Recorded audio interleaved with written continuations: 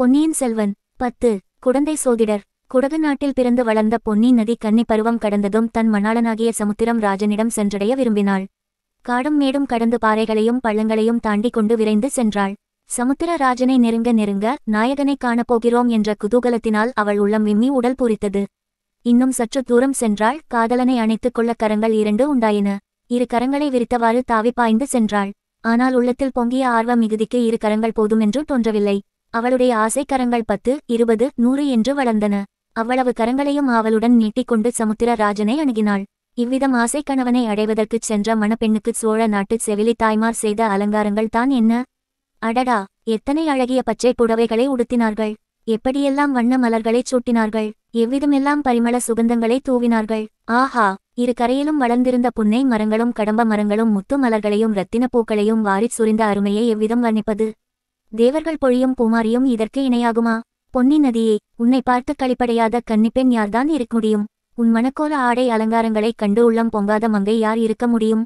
கல்யாண பெண்ணை சுற்றி ஊரிலுள்ள கன்னிப் பெண்கள் எல்லோரும் சூழ்ந்து கொள்வது போல் உன்னை நாடி பெண்கள் வந்து கூடுவதும் இயற்கையே அல்லவா? பொன்னி தன் மணாளனை தழுவிக்கொள்ள ஆசையுடன் நீட்டும் பொற்கரங்களில் ஒன்றுக்கு அரிசிலாறு என்று பெயர். காவேரிக்கு தென்புறத்தில் மிக நெருக்கத்தில் அரிசிலாறு என்னும் அழகிய நதி அமைந்திருக்கிறது. அப்படி ஒரு நதி இருப்பது சற்று தூரத்தில் இருந்து வருகிறவர்களுக்குச் சொல்லித்தான் தெரிய வேண்டும். இருபுறமும் அடர்த்தியாக வளர்ந்திருக்கும் இனிய பசுமரங்கள் அப்படி அந்நதியை மறைத்து விடுகின்றன.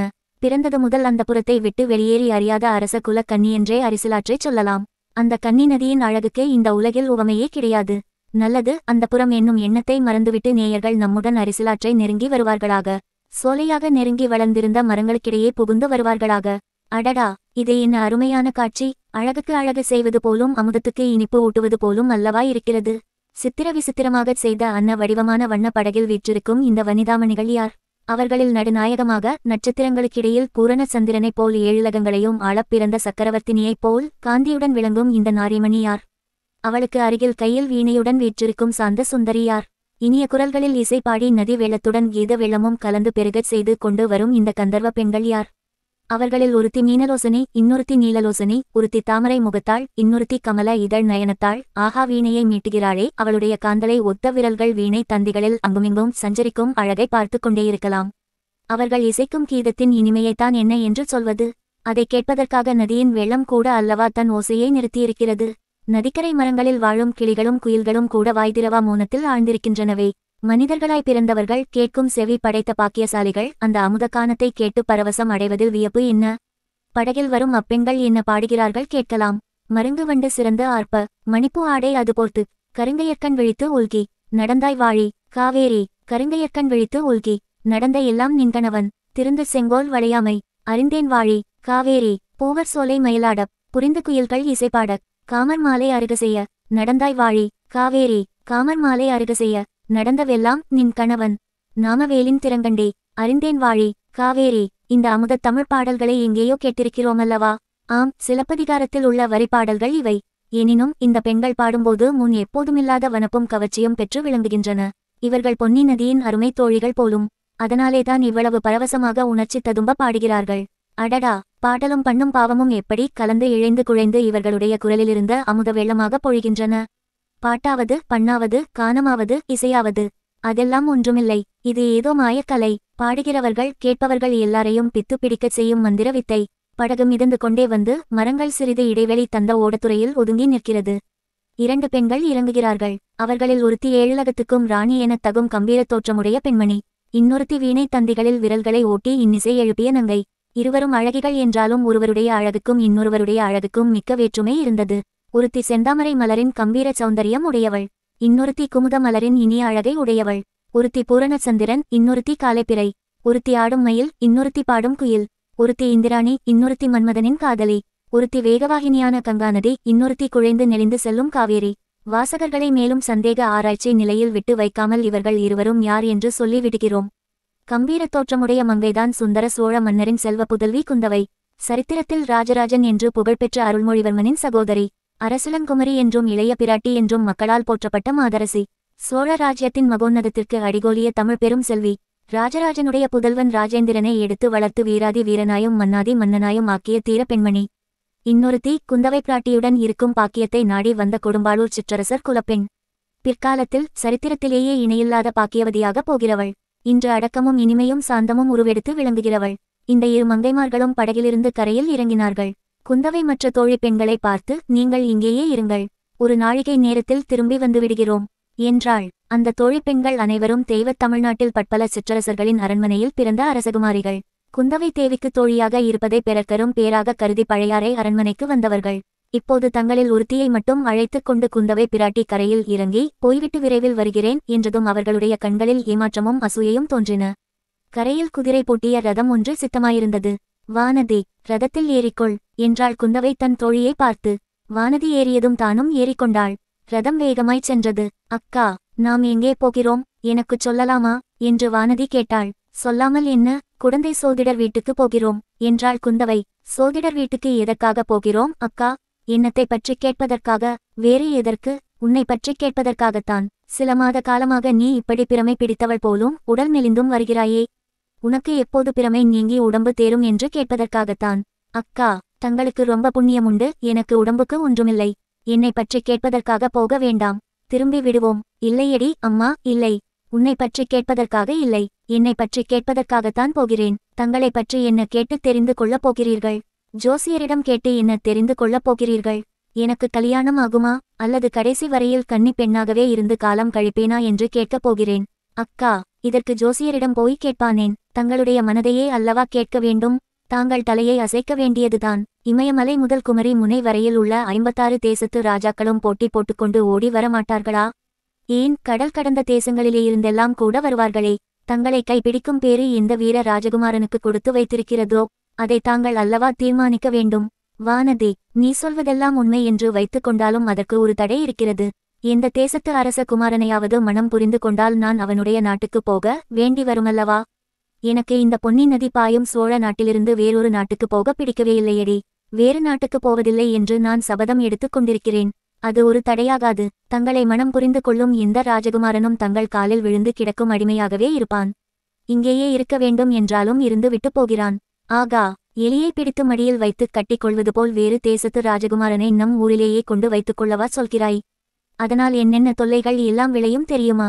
எப்படியும் பெண்ணாய் பிறந்தவர்கள் ஒரு நாள் கல்யாணம் செய்து கொண்டுதானே தீர வேண்டும். அப்படி ஒரு சாஸ்திரத்திலும் சொல்லியிருக்கவில்லையடி வானதி. ஔவையாரை பார், அவள் என்றும் கன்னி அழியாத கவிசுவரியாக பல காலம் ஜீவித்திருக்கவில்லையா? ஔவையார் இளம் பிராயத்திலேயே கடவுளின் வரத்தினால் கிழவியாக போனவள்.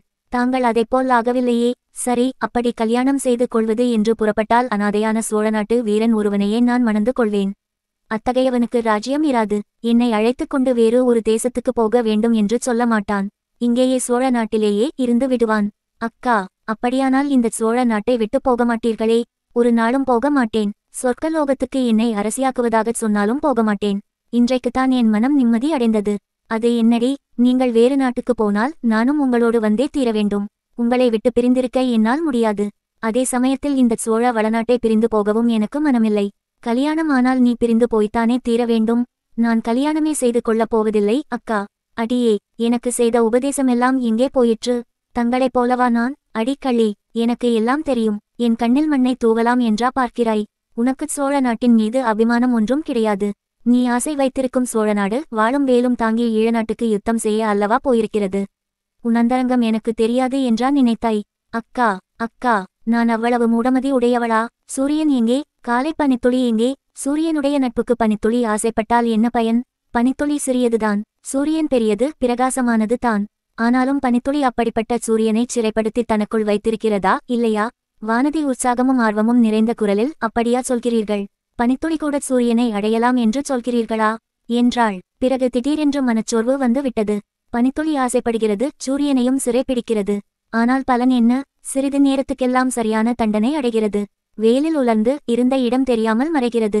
அது தவறு வானதி. பனித்துளியின் ஆசையைக் கண்டு சூரியன் தன்னுடன் பனித்துளியை ஐக்கியப்படுத்திக் கொள்கிறான்.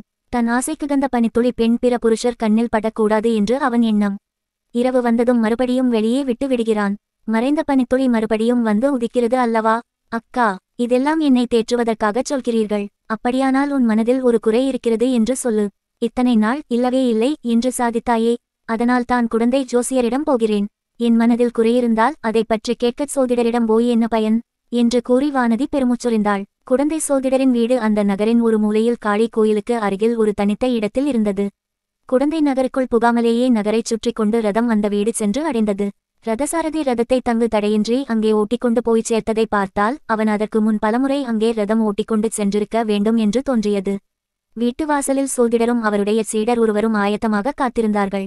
சோதிடர் மிக்க பக்தி மரியாதையுடன் வந்தவர்களை வரவேற்று உபசரித்தார். பெருமாட்டி, கலைமகளும் திருமகளும் ஊருருவாய் வந்த தாயே, வரவேணும் வரவேணும். இந்த ஏழையின் குடிசை செய்த பாக்கியம், மறுமுறையும் தாங்கள் இக்குடிசையை தேடி வந்தீர்கள் என்றார். சோதிடரே, இந்த வேளையில் தங்களை தேடிக்கொண்டு வேறு யாரும் இங்கு வரமாட்டார்கள் அல்லவா என்றாள் குந்தவை. வரமாட்டார்கள் தாயே, இப்போதெல்லாம் என்னை தேடி அதிகம் பேர் வருவதே இல்லை. உலகத்தில் கஷ்டங்கள் அதிகமாகும் போது தான் சோதிடர்களை தேடி மக்கள் அதிகமாக வருவார்கள்.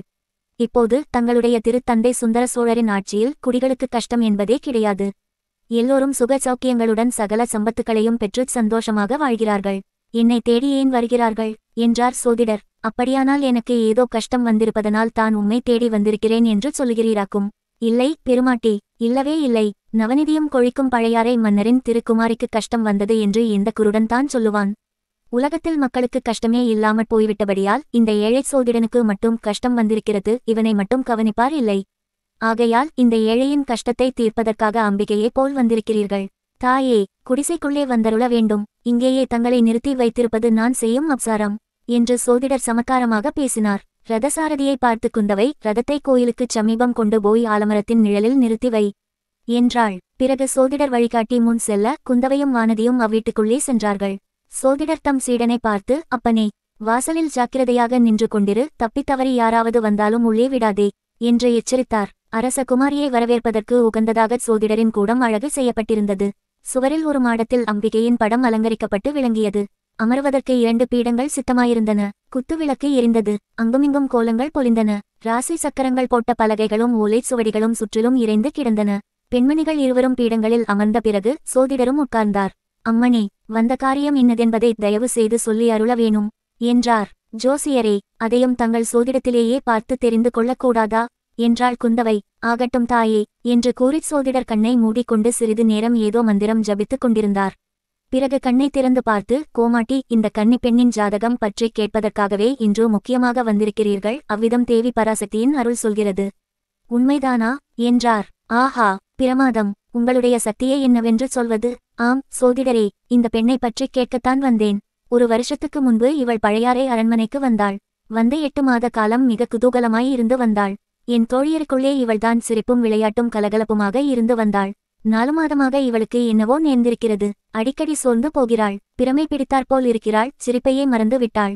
உடம்புக்கு ஒன்றுமில்லை என்கிறாள். இவள் பெற்றோர்கள் நாளைக்கு வந்து கேட்டால் என்ன மறுமொழி சொல்வதென்றே தெரியவில்லை. தாயே, கொடும்பாளூர் இளைய வேளாரின் செல்வ புதல்வி தானே? இவருடைய பெயர் வானதி தானே என்றார் சோதிடர். ஆமாம், உமக்கு எல்லாம் தெரிந்திருக்கிறதே.